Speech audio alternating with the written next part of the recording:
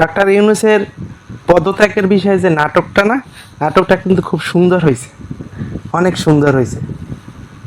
Doctor Yunus মনে করছিল আমি পদত্যাগের কথা বলবো আর সারা বাংলাদেশের মানুষ কান্নাকাটি করে একদম বন্যা বসাই দেবে, চোখের পানিতে বন্যা বসাই দেব বাংলাদেশে, কান্নার রোল পড়ে যাবে সারা দেশে, এবং সবাই যমুনায় এসে তার হাতে পায়ে ধরে বলবে, হুজুর আপনি যাইয়েন না, হুজুর আপনি গেলে আমরা মরা পড়বো, আমরা না খাই থাকবো, এই দেশ আর দেশ থাকবে না, আপনি যাইবেন না হুজুর, আমাদের এতিম করে আপনি যাইবেন না।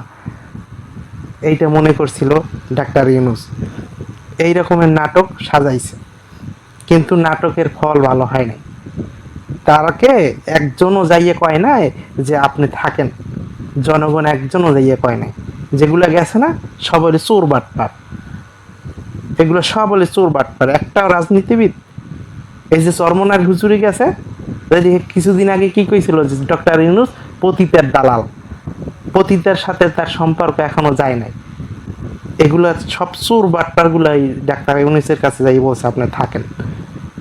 এই নাটক মানুষ বোঝে, জনগণ বুঝে গেছে, এই জন্য কেউ যায় নাই তোমার এই এই দেশের ক্ষমতায় রাখতে বা বসাইতে, যেগুলো গেছে এই সব চোর বাটপার গুলা গেছে।